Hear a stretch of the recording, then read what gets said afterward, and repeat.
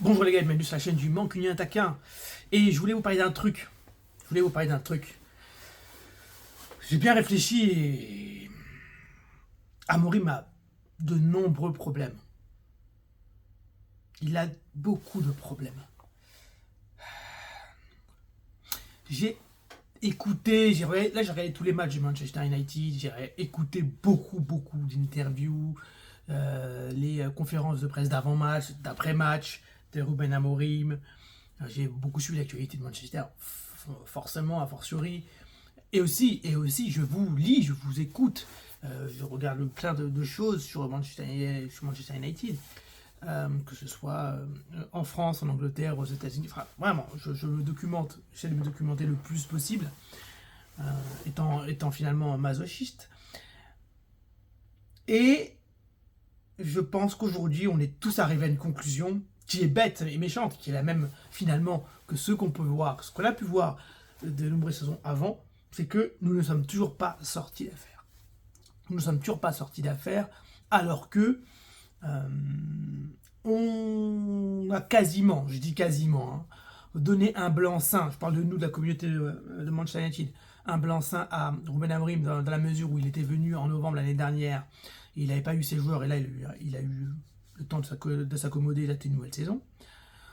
Dans la mesure où finalement nos recrutements nous ont plutôt plu, je dis bien sûr, on aurait aimé avoir un vrai gardien titulaire dès le départ, notamment Emiliano Martinez, ou pourquoi pas Donnarumma, et avoir un milieu de terrain type Amorim, que Amorim voulait, mais on n'a pas eu ça. On a quand même eu un gardien, le Mans, qui est là, qui pour l'instant n'a pas joué, mais qui pour moi va à terme, à court terme, prendre le numéro 1, je veux dire être le numéro 1.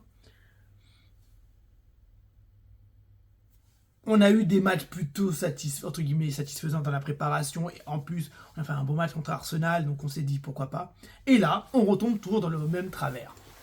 Les défaites, la mauvaise ambiance, les problèmes tactiques, le coach qui panique, les défaites, Bruno Fernandes. Et on essaye d'analyser le football, on essaye de voir ce qui ne va pas, le coach, les joueurs, la tactique. Et il y a plusieurs choses qui moi, aujourd'hui, m'alertent et qui me fait dire que on n'est pas sorti de l'auberge, et loin de là. Alors, moi, je suis le gars qui a donné les pronostics en début de saison, et j'ai dit deux choses. La première, que Manchester United sera champion. D'ailleurs, je dis trois trucs.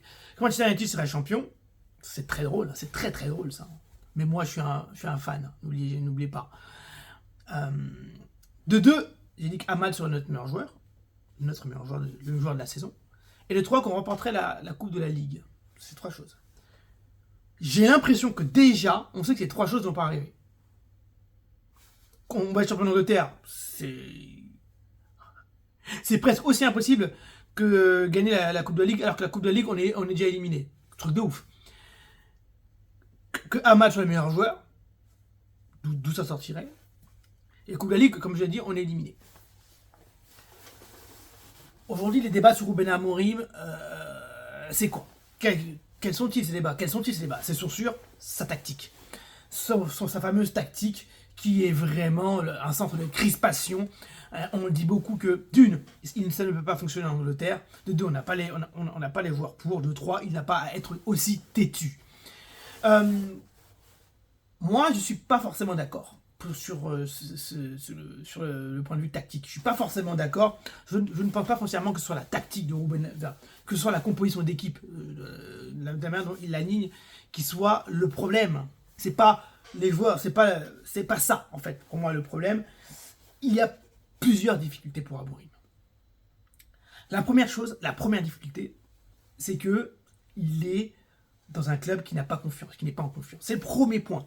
Et donc, on est dans un rituel de la défaite. On perd beaucoup et ça, laisse tomber, c'est une mauvaise énergie, c'est pas bon. La deuxième chose, c'est qu'il a fait, pour moi, et continue à faire une grave erreur. Une très grave erreur avec Bruno Fernandes. Bruno Fernandes fait une erreur qui est double. Il met Bruno Fernandes en milieu de terrain. Pourquoi pas? À la limite, il nous a fait des plutôt bons matchs en en milieu de terrain, par exemple, contre Liverpool, je me rappelle un super match, j'ai fait une vidéo là-dessus, il avait fait un match quasiment extraordinaire là-dessus, il avait aussi fait un bon match contre Arsenal, je crois. Très bon match. Mais la plupart du temps, 8 fois sur 10, limite 9 fois sur 10, il fait des matchs quelconques. C'est notre meilleur joueur de base, et il est passé de notre meilleur joueur à un joueur plutôt quelconque depuis le début de la saison, à ce poste-là. Vous l'avez remarqué. Pour moi, ça ne fonctionne pas. Un milieu à 2, avec des pistons comme il le veut, Bruno Fernandes avec quelqu'un, ça ne marche pas. Il faut vraiment un gars à côté de lui qui soit énormissime. Et même quand t'es prime, je ne sais pas si ça fonctionne parce que Bruno Fernandes n'a pas la discipline pour le mettre là. Et je comprends sa volonté de vouloir le mettre là parce qu'il peut faire des bonnes passes, des bonnes relances, et je ne vois même pas ça. Donc, voilà. Et dans ce problème Bruno Fernandes, il y en a un autre. C'est que, du coup, le milieu de terrain, pour moi, ça ne fonctionne pas. Et ça, on aura du mal à fonctionner si on n'a pas un collectif huilé pour. Et ça va être l'autre point. C'est qu'il aurait pu le vendre. Il aurait pu le vendre pour 90 millions d'euros et reconstruire avec un milieu de terrain qu'il voulait. Baleba, Wharton, Anderson qu'on entend désormais. Mais il ne l'a pas fait. Il a choisi de conserver Bruno Fernandes. Il a choisi de conserver on n'a pas les preuves que c'est lui, mais on imagine que c'est lui. Et donc, il garde Bruno Fernandes pour 90 millions, alors qu'on aurait pu avoir 90 millions d'euros. Donc, il se prive de 90 millions d'euros. Donc, on garde Bruno Fernandes. Donc, grosso modo, Bruno Fernandes comprend que, limite, qu'il est indispensable. Et donc, qu'est-ce qu'il devient? Il devient encore plus, limite orgueilleux, inconsciemment. On s'entendait, même si je ne le remets pas en question, en doute, l'implication de Bruno Fernandes, qui est un joueur qui se donne toujours à 120%, et que vous voyez, même s'il lève les bras en l'air, il s'énerve, etc. C'est toujours un joueur que quand il joue avec le cœur. Et ça, c'est une difficulté, de le mettre au milieu de terrain et de ne pas l'avoir vendu. Parce que si tu le mets au milieu de terrain, il n'est pas très bon, il fallait le vendre, en fait. Malgré tout. Le troisième point, c'est qu'il est dans une équipe, il a des joueurs qui foncent de manière foncière, étrangement d'ailleurs, ne sont pas forcément des joueurs de collectif. C'est bizarre à dire, parce qu'en fait, la composition de Ruben Amorim nécessite, limite, un abandon de l'individualité. C'est ça en fait la difficulté. Pep Guardiola, c'est son football, comme le football Enrique, qui font que l'individualité n'est pas la priorité. C'est pour ça qu'il n'y a pas forcément des fortes têtes dans ces équipes-là qui marchent bien. Le grand City, le grand PSG, c'est pas forcément des équipes qui ont des fortes individualités. C'est très très fort. Des Messi, des Ronaldo, voire des Mbappé, de ces types-là qui sont trop hauts, qui sont trop au-dessus du club. Ce sont des très bons joueurs qui jouent ensemble. Et qui ont cette mentalité aussi. D'accord? Aujourd'hui, à Manchester United, on a des bons joueurs en soi. C'est pour ça que je ne m'inquiétais pas trop au début de saison. Parce qu'on a des bons joueurs. Cheshko est un bon attaquant, Amal est un bon joueur, Buemo, Cunha, Fernandez, Mainu, Lenny Yoro, c'est des bons joueurs, tout ça. Vous savez, ils sont des très bons joueurs. Il n'y a pas de problème avec ça. Mais ils sont dans une situation dans laquelle ils ont été privilégiés. Ils gèrent le club limite. Ils gagnent bien leur vie. Ils ont des défaites, ils sont toujours là. Tout le monde veut jouer le sauveur, tout le monde veut être très fort, tout le monde veut montrer que. Et donc, ce dispositif-là qui demande beaucoup d'efforts aux pistons, qui demande au milieu de terrain quasiment un abandon d'eux-mêmes, qui sont au service d'eux, à la limite, les vrais stars de l'équipe sont les meilleurs de jeu, et encore, ils sont deux, donc c'est vraiment dilué. Les deux disques, ils sont dilués, donc vraiment, c'est un esprit collectif, comme le Sporting, quoi. C'est un abandon de soi pour tout le monde. Ça ne marche pas aujourd'hui avec cette typologie de joueurs, avec cette mentalité aujourd'hui des joueurs de Manchester United. Ça ne fonctionne pas. Et qui plus est, on rajoute à ça qu'il n'a pas forcément, même s'il y a quand même, je trouve, eu des bonnes choses, il n'a pas forcément tous les joueurs qu'il faut pour son système. Parce qu'on a quand même acheté un coach qui a un système, entre guillemets, pour nous révolutionnaire, donc qui arrive dans une équipe qui joue en 4-3-3, c'est-à-dire qu'une équipe qui avait des joueurs, entre guillemets, faits pour le 4-3-3, recrutés par des entraîneurs qui voulaient jouer en 4-3-3, et il arrive, moi je veux jouer un autre truc, et ben les gars, c'est mort quoi. Parce que j'ai pas les joueurs, j'ai pas forcément. J'ai plutôt des ailiers offensifs plutôt que des pistons. Ahmad à l'origine, c'est plutôt un ailier qu'un piston. Mazraoui, il défend bien, mais il attaque un peu moins bien. C'est un très bon joueur, mais plutôt complet. Mais sur ses pistons, il attaque moins bien qu'Ahmad. Mais Ahmad attaque très très bien, mais il défend moins bien. Mazraoui défend beaucoup mieux. Même si Ahmad défend bien, il a des retours, il a des bons retours, il n'a pas forcément de la discipline et de l'abandon de soi qu'il faut. À gauche, on a son pendant, on a un joueur qui est plutôt dans le système de Amorim, Dorgu, mais qui est encore à façonner, à parfaire. Et on a un milieu de terrain qui n'est pas au niveau, qui n'est pas au niveau, enfin qui n'est pas au niveau et qui n'est pas aligné sur ce que Amorim demande. Attention, cela peut s'améliorer, ça peut se travailler, comme il disait, on va travailler, etc. Et d'ailleurs, dans les coulisses, il se dit qu'Amorim est plutôt satisfait qualitativement du groupe. Mais c'est la mentalité qu'il faut changer. Cette mentalité pas individualiste, c'est un peu égoïste, mais l'abandon de soi pour cette composition qui demande énormément au collectif. Et cet aspect aussi roue de la défaite. Amorim aussi est têtu. Comme tous les bons coachs, comme tous les grands coachs, il est têtu. Il est têtu. Enrique était très têtu, était beaucoup critiqué, il a gagné les championnats in fine, puisqu'au début de saison, vous rappelez-vous, Luis Enrique est très critiqué, très critiqué, beaucoup taclé, et finalement il s'est donné raison, parce qu'il s'est entêté, parce qu'il a continué dans ses principes, il n'a pas voulu mettre Gonzalo Ramos, il a voulu jouer avec des faux neufs, etc. Il a gagné son pari. Guardiola pendant longtemps a gagné son pari, mais il a vu qu'il ne gagnait pas de Ligue des Champions, donc il a un peu modifié son système. Mais souvent, les entraîneurs sont très têtus et ils meurent avec leurs idées. Mais cela n'empêche pas une certaine adaptabilité. Luis Enrique s'est adapté quelque peu, il met des fois Gonzalo Ramos. Guardiola a acheté Haaland et il compte vraiment sur cet attaquant-là. Il a même acheté Donnarumma, qui n'est pas forcément un gardien du pied, mais il sait que maintenant, le pied c'est important, mais en Angleterre, il faut quand même y aller dans il faut quand même de l'envergure dans les corners, mettre son corps, et Donnarumma est très bon pour ça. Alors que Trafford, par exemple, est très bon au pied, très bon gardien des pieds, et bon gardien globalement, mais qui n'a pas les qualités sur la ligne, et notamment dans les corners pour se battre avec les défenseurs, avec les attaquants adverses. Donc on s'adapte aussi. Et Amorim est têtu, et on a l'impression qu'il s'entête avec des trucs, comme Bruno Fernandes, il s'entête, alors qu'on le dit, il s'entête. On a l'impression qu'il commence à faire des choix bizarres, il commence à avoir une relation avec Bruno Fernandes qui est en train de le mener vers le bas, le tirer vers le bas. Bruno Fernandes ne sort jamais, il n'est jamais remplacé, et il est toujours au milieu de terrain. Problème.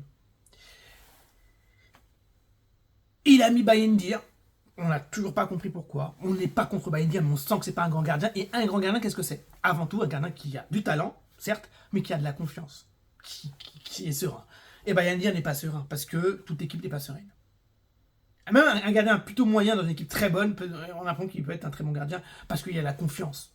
Et là, Bayendir manque de talent pour, à minima, assurer. Il est pas mauvais, mais il n'est pas très bon. Et il n'a pas mis les Mans, alors qu'il a recruté, on ne sait pas ce qui se passe. Il a fait rentrer Harry Maguire contre Manchester City. Harry Maguire.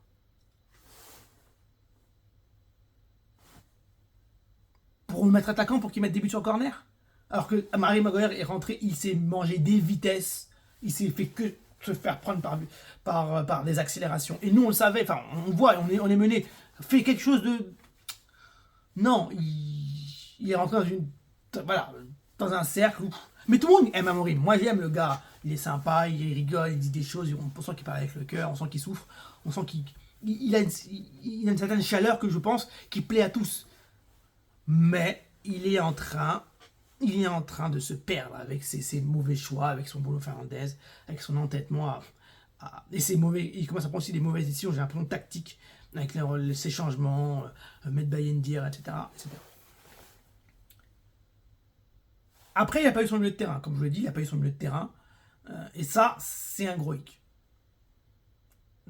Il a quand même dit après le match Manchester City, on a fait un bon match. Et ça, pour moi, c'est pas entendable. 3-0, on a failli perdre 5, même 0, c'est pas entendable. Normalement, tu dis pas ça. Tu dis pas ça, t'es énervé. Tu dis, il y a eu des bonnes choses, mais in fine, c'est catastrophique. Tu peux pas dire que c'est ça. C'est un derby, tu ne peux pas dire ça. Tu ne peux pas dire ça. Alors, je pense qu'il a quand même des bonnes choses, parce qu'il a des joueurs à sa disposition qui ont de qualité. Pour l'instant, Šeško n'est pas rentré dans le truc. Koundé a été blessé, Mbeumo monte en puissance, Aman n'est pas encore dans son bon rythme des croisières. Lenny Yoron et De Ligt, on sent que c'est pas mal, même s'ils ont quelques accélérations. On a un nouveau gardien qui, j'espère, va commencer à jouer. Donc tout ça fait qu'il y a quand même des motifs d'espoir. Et on sent quand même, de manière globale, une certaine progression, même si on a vu une régression contre Fulham et contre City. On joue Chelsea. Imaginons qu'on tape Chelsea 4-0. Il y aura un espoir, le renouveau d'Amorim, patati patata, et ça peut donner confiance. Gagner contre Chelsea, ce serait un grand signe de confiance, une grande marque de confiance, et je pense que dans les têtes, ça va beaucoup changer. Surtout si on fait un match collectivement plein, avec des passes, des choses qui se déroulent, quoi. Quelque chose de plutôt huilé. Qu'on gagne 3-0 avec un bon score. 1-0, c'est pas mal, mais je pense qu'il faut marquer le coup. Perdre contre Chelsea, c'est pas si grave.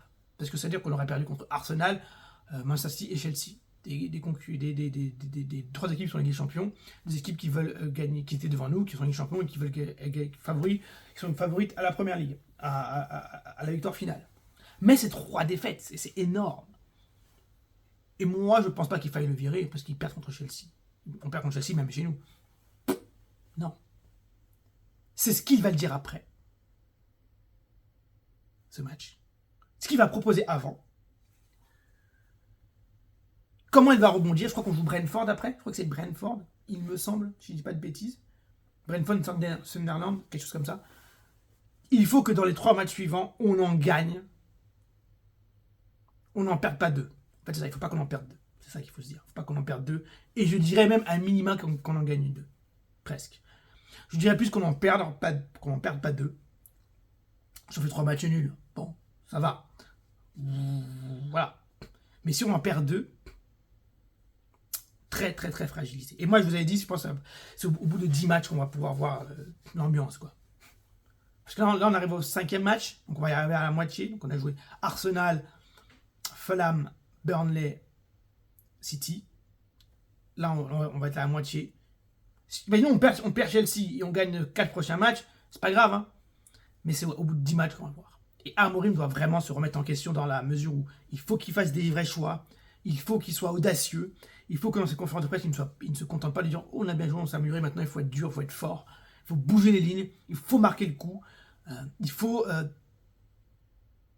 montrer que tu t'adaptes aussi, que c'est un autre nouveau championnat, que tu es jeune, que tu comprends les choses, que tout, on comprend ta philosophie, il n'y a pas de problème.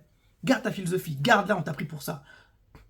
Adapte 3 trucs, fais des changements forts, entraînez-vous et montrez-nous que il y a quelque chose qui va se passer. C'est tout ce qu'on veut. On ne veut pas battre Chelsea 4-0 tous les jours. On veut voir s'il se passe quelque chose et que, même si on perd contre Chelsea, on sait que contre des équipes plus fortes, plus faibles, pardon, on va assurer qu'on soit rassuré. Moi, je suis rassuré, je suis jamais rassuré.